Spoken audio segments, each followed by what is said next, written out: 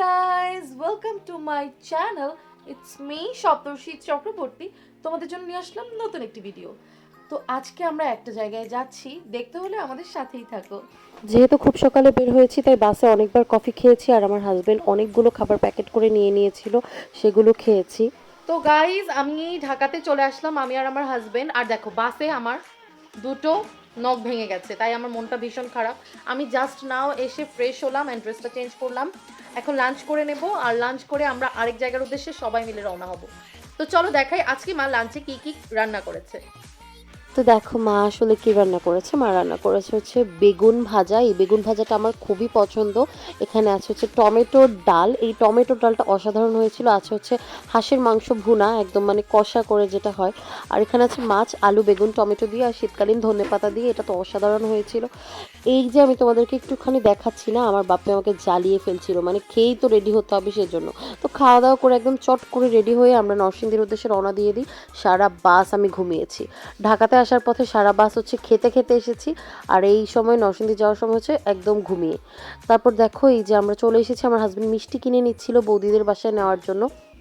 আর আমি হচ্ছে গিয়ে এই যে তোমাদের সঙ্গে একটু ক্লিপস নিয়ে নিচ্ছি, ভিডিও ক্লিপস তোমাদের সঙ্গে শেয়ার করার জন্য। এই যে দেখো এত ঠান্ডা ছিল, আমি সোয়েটার পরেছি, চাদর পরেছি, তাও শীত লাগছিল। এই তো আমরা চলে এলাম। তো গাইজ, আমরা অলরেডি নরসিংদীতে চলে এসেছি। আর এত ঠান্ডা, বলো তোমার অনুভূতি কি? অনেক ঠান্ডা ছিল। আর আমার খুবই ভালো লাগছে, আমি বিয়ের পরেই প্রথমবার আসলাম ওকে নিয়ে। তো বলো আমাদেরকে আজকে কেমন লাগছে? না, তোমাকে। তো এরপর আমরা ড্রেস চেঞ্জ করে হালকা একটুখানি ফ্রেশ হয়ে নিলাম। বৌদি আমাদেরকে চা বিস্কিট খেতে দিল, আর এদিকে আমার ছোটো বোন আমাকে পায়ে নেল পলিশ দিয়ে দিচ্ছে। এমন বোন পাওয়া সত্যি ভাগ্যের বিষয়, শীতের মধ্যে এভাবে আমার নেল পলিশ দিয়ে দিচ্ছে, সত্যি ভালোই লাগে আমার ভাবলে। তো এরপর দেখো আমি কিন্তু তোমাদের জন্য ক্লিপস নিয়ে নিচ্ছি। ওইদিকে আমার ছোটো বোনটা কত কষ্ট করছে, আর ওই যে কাকু ওইদিকে কথাই বলছে, তো কথাই বলছে বন্ধুর সঙ্গে। আর এইদিকে আমার বরের অবস্থাটা দেখো, মাফলারটা নিয়ে পেঁচিয়ে কি করছে না করছে। আর এই যে আমার ছোট বোনটা আমাকে পায়ে নেল পলিশ দিয়ে দিচ্ছে, সবসময় আমার পায়ে দেওয়া থাকে। সেই দিনই কেন ছিল না আমি জানি না, আমি ভুলেও গেছিলাম। এরপরে এখানে মা আর বৌদি মিলে হচ্ছে গল্প করছিল, আর এইদিকে হচ্ছে খাবার দাবার রেডি করা হচ্ছিল, প্রিপারেশন নেওয়া হচ্ছিল। আর বৌদি বারবার মাকে বলছিল তুমি কিন্তু হচ্ছে পরিবেশন করবে। আর মা আর বৌদি খুবই দুষ্টুমি করছিল। আর এখানে টিভিতে আমার পছন্দের গান চলছিল, মুগ্ধ কাকু আমার প্রিয় প্রিয় গানগুলো দিচ্ছিল। আর আমার তো নেইল পলিশের প্রতি অবসেশন শেষই হচ্ছে না। আর এইদিকে দেখো শ্বশুর জামাই শুয়ে আছে, এরা দুজনে মিলে মোবাইলে যে কত নিউজ দেখতে পারে কি বলবো, অবসর সময়ে এইসব। দুইজনেই অবসর সময়ে ফোন দেখতে এত বেশি পছন্দ করে আর ঘুমোতে পছন্দ করে, সেম সেম। আর এখানে এই যে আমি দেখো একটু মনে মনে গান গাচ্ছি আর হাঁটছি। ওইদিকে বৌদি আমাকে ডাক দিল যে খাবার দাবার রেডি করেছে, আমি একটু ভিডিও ক্লিপস নিয়ে নিচ্ছি। মাছের ভাজা ছিল, সিম আলু আর মাছের তরকারি ছিল, ছোটো মাছের একটা তরকারি ছিল, সালাদ ছিল আর ডাল ছিল। বৌদির রান্না কিন্তু অসাধারণ হয়েছিল। তো খাওয়া দাওয়ার সময় আমার বর খুবই দুষ্টুমি করছিল, কিন্তু কোনো ক্লিপস নেওয়া হয়নি। এই দিকে দেখো আমরা যে মিষ্টিটা নিয়ে গিয়েছিলাম, বৌদি সেই মিষ্টিটা খেতে দিয়েছে ওকে। তো ও হচ্ছে নিজেও খাচ্ছিল, দুষ্টুমিও করছিল, আর আমাদেরকেও বলছিল তোমরা কি খাবে না খাবে না। এরপরে নিজেই জোর করে আবার খাইয়ে দিচ্ছিল। আমি বলছিলাম যে আমি খাবো না। সত্যি বলতে আমার মিষ্টি খুবই পছন্দ, কিন্তু সেই দিন কেন যেন একদমই খাওয়ার ইচ্ছে হচ্ছিল না, কারণ আমার প্রচণ্ড ঠান্ডা লেগে গিয়েছিল বাসের বাতাসে। তো তাও আমার বরের জোরাজুরিতে আমিও একটু মিষ্টি খেয়ে নিলাম, আর আমি আমার বরকে ভ্যাঙ্গাচ্ছিলাম। এরপর আমার বোনকেও একটু খাইয়ে দিতে চাই। আর আমার বোন সে তো মিষ্টি জিনিস একদমই পছন্দ করে না, তাও বোনের জামাই দিল সেজন্য সেও একটুখানি খেয়ে নিল। আর ওইদিকে মা হাত মুখ ধুয়ে হচ্ছে হাত মুখ মুছছিল পেছনে দাঁড়িয়ে দাঁড়িয়ে। তো মেইনলি আমি আজকে অনেকটা দূর থেকে ঢাকাতে এসেছি। তো বাসায় গিয়ে জাস্ট ফ্রেশ হয়ে খাওয়া দাওয়া করে ব্যাগটা গুছিয়ে নিয়ে আমরা রেডি হয়ে আবার বেরিয়ে গেছি। খুব একটা মেকআপ করিনি, আমার এত টায়ার্ড লাগছে, এত লেজি ফিল হচ্ছে। দেন নরসিংদী চলে আসলাম আমরা সবাই মিলে। আসার পর একটু চা খেলাম, সবাই মিলে আড্ডা দিলাম, চা বিস্কিট খেয়ে। তারপর আবার গল্প টল্প করলাম, সবাই মিলে একটু ছবি টবি তুললাম। তারপর আমরা ভাত খেলাম। ভাত খাওয়ার পর আমি একটু বাসনপত্রগুলো বৌদিকে ধুয়ে হেল্প করে দিয়েছি, যেহেতু মা আর বৌদি মিলে, বৌদি রান্না করেছে, মা বৌদিকে একটু হেল্প করেছে পাশাপাশি। তো সালাদ টালাদ বানিয়েছে মা, আর আমি হচ্ছে গিয়ে একটু বাসনগুলো ধুয়ে হেল্প করে দিলাম খাওয়া দাওয়ার পর। এরপর আমরা আবার গল্প করেছি, দুটো মিষ্টি খেয়েছি। তো তারপর আমার খুবই টায়ার্ড লাগছে দেখে আমি আর মেকআপটা রিমুভ করিনি, আমি এখন ঘুমিয়ে পড়বো। এই হালকা মেকআপটাই নেই, আর শীতের মধ্যে আমার ঠান্ডাও লেগে গেছে ভীষণ। তো এরপর কাল সকালে আবার তোমাদের সঙ্গে দেখা হচ্ছে, মেকআপ রিমুভ করবো, স্নান করবো, এরপর রেডি হবো আর মায়ের মন্দিরে যাবো। তো good night, tata. Hey guys, good morning সবাইকে। এখন আমরা মন্দিরের উদ্দেশ্যে বেরিয়ে গিয়েছি। এই যে আমার হাজবেন্ড আছে আমার সাথে, পেছনে মা, আমার ছোট বোন, বৌদি, আর সামনে আমার বাপ্পি আছে, দেখাচ্ছি তো। কেন জানি না আমার একদমই শীত লাগছিল না, তাই আমি আমার চাদরটা বাপ্পির পাঞ্জাবির সঙ্গে ম্যাচিং হতে বাপ্পিকে দিয়ে দিয়েছি, আর আমার হ্যান্ড ব্যাগ তো আমার বরের হাতে ধরিয়ে দিয়েছি। আর এখানে আমার ছোট বোন, এই যে মুগ্ধ কাকুও বেরিয়ে গেল। এবার হচ্ছে আমার সুন্দরী বৌদি আর সুন্দরী মা আসলো। এরপর আমরা এই যে অটোতে উঠে পড়লাম মায়ের দর্শনে যাওয়ার জন্যে। আমরা টোটাল 6 জন উঠেছি এই অটোতে, আর বাপ্পি আর দাদু আলাদা আসছিল। তো এই তো আমরা মায়ের মন্দিরে চলে এসেছি। আমরা কিন্তু সবাই উপবাস থেকেই মায়ের মন্দিরে এসেছি। আমরা সবাই একত্রে অঞ্জলি দেব মাকে, মায়ের এখান থেকে প্রসাদ নেব, তারপরে আমরা হচ্ছে উপবাসটা ভাঙবো আর কি। তো এখানে দেখে নাও মায়ের মন্দিরটা কি সুন্দর, অপূর্ব। আর আমাদের এটা অনেক আগে থেকেই মানত করা ছিল, মায়ের কৃপায় আমরা এবারে মানতটা পূর্ণ করতে পেরেছি। আর আমাদের বিয়ের পর আমরা এই প্রথম একসাথে জিনিসপুরে গিয়েছি। বিয়ের আগে আমি অনেকবারই গিয়েছি আমার ফ্যামিলির সাথে। তো এখানে এই যে মায়ের দর্শন করে নাও, সবাই কিন্তু জয় মা বলতে একদমই ভুলবে না। জিনিসপুরের মা কিন্তু অনেক প্রত্যক্ষ, মায়ের কাছে যে যেটাই চায় সেই মনোবাসনাই মা পূর্ণ করে দেয়, এটা আমিও বিশ্বাস করি আর সবাই বলেও। তো আমরা দুজনে একসঙ্গে অঞ্জলি দিয়েছি মায়ের এখানে, আর আমরা একদম সাইডে দাঁড়িয়েছি যেন মায়ের দর্শন করতে করতে অঞ্জলিটা দিতে পারি। এরপর আমরা প্রসাদ নিয়েছি, আর আমার বাপ্পি দেখো কি দুষ্টুমি করছিল, দৌড়াদৌড়ি করছিল। বাপ্পিকে দেখে সবাই অনেক সিরিয়াস মাইন্ডের মানুষ ভাবে, কিন্তু বাপ্পি যাদের সঙ্গে কমফোর্টেবল তাদের সঙ্গে অনেক দুষ্টুমি করে, যেমন আমাদের সাথে থাকলে। তো এখানে আমি আর আমার বড় হেঁটে যাচ্ছিলাম, ওর ছোটো বোন ভিডিও করে দিচ্ছিল।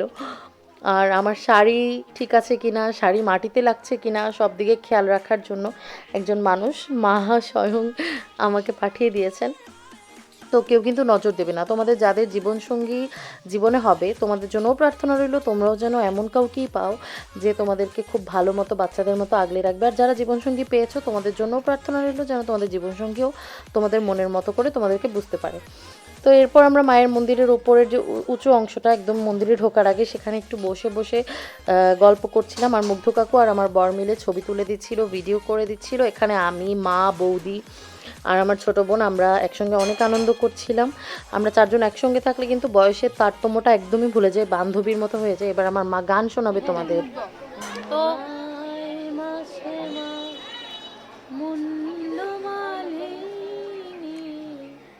নেচে নেচে আয় মাগো, আয় মা। হ্যাঁ হ্যাঁ হ্যাঁ, সুন্দর হয়েছে, খুব সুন্দর হয়েছে। তো এরপর আমার বরের মনটা একটু খারাপ ছিল, সে নাকি শান্তি মনে মায়ের কাছে প্রার্থনা করতে পারেনি, মাকে প্রণাম করতে পারেনি। আমার সঙ্গে বলছিল, তো আমি বললাম চলো এখন তুমি একটু মাকে শান্তি মতো প্রণাম করে নাও। ওইদিকে কিন্তু দাদু আর বৌদি, মা, বাপ্পি আর হচ্ছে মুগ্ধ কাকু সবাই কিন্তু খাবার খাওয়ার জন্য চলে গিয়েছে, কিন্তু আমি, আমার ছোটো বোন আর আমার বর মায়ের মন্দিরে এসেছি। আমার বোন আমাদের কিছু ছবি টবি তুলে দিল। এরপরে আমরা চলে গেলাম সেখানকার নিরামিষ পুরি আর সিঙ্গারাটা খেতে। এখানে দেখো আমার সুন্দরী বৌদি বেচারি ক্ষুধার্ত খাচ্ছিল, এখানে আমার সুন্দরী মা, আমার সুন্দরী বোন সবাই আছে। আর মুগ্ধ কাকুর হাতে কিন্তু আমি আমার ব্যাগটা ধরিয়ে দিয়েছি। আর এখানে আমি আর আমার বর একটু আরাম করে খেয়ে নিচ্ছি। এরপর আমরা চলে গেলাম বিখ্যাত ফুচকাটা খেতে। বৌদি বলেছিল ফুচকাটা খাও, না হলে কিন্তু মিস করবে।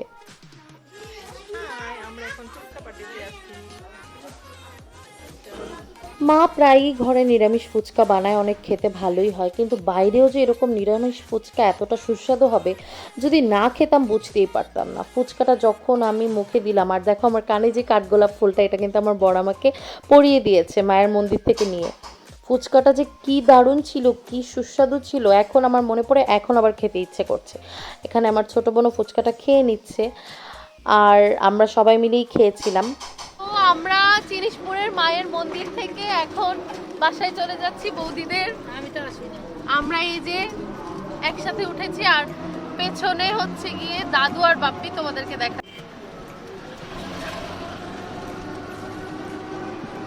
এদিকে উনি আর হচ্ছে মুগ্ধ কাকু, আর এই যে এখানে আমরা, আমি, মা, বৌদি, পড়লাম। এবারে বাসায় গিয়ে ড্রেস চেঞ্জ করে হবে গানের আড্ডা।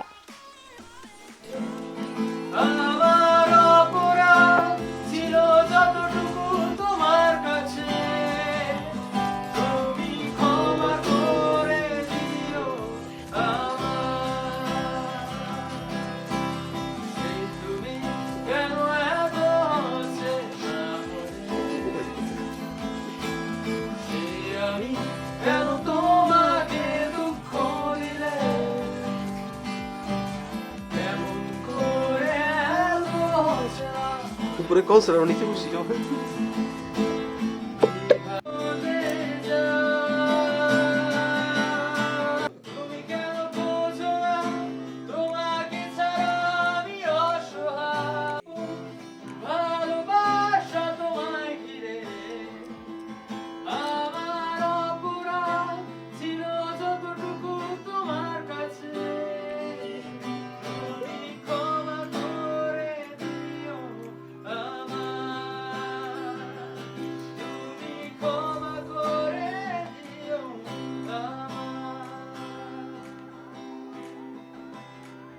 এখন আমরা খাচ্ছি নিমকি আর বৌদির হাতের চমৎকার সুস্বাদু চা।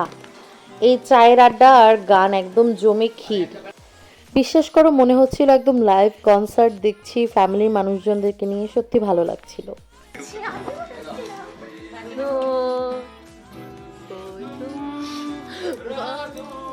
এইদিকে বৌদি সব প্রিপারেশন করে দিচ্ছে আর মা রান্না করছে। গাইজ আমরা আজকে যেহেতু জিনিসপুরে গিয়েছিলাম মায়ের মন্দিরে, একটু মেকআপ করেছি। এখানে আমার ছোটো বোনও হালকা মেকআপ করেছে, রিমুভ করছে। আমি এখন রিমুভ করিনি, ওয়েট ওয়েবসটা দিয়ে মেকআপটাকে। সত্যি অল্প সময়ের জন্য এসেছি, কিন্তু এত মজা করেছি আমরা, এত। আজকে আমরা চলে যাবো ঢাকা এখনই খাওয়া দাওয়া করে, আর এই জন্যই আমি পুরো মেকআপটা তুলে নিচ্ছি। আমার এত ঠান্ডা লেগেছে, আমি জাস্ট জানি না যে আমার কিভাবে এতটা ঠান্ডা লেগে গিয়েছে। হ্যাঁ, আমাদের কোনো প্রবলেম হয় না।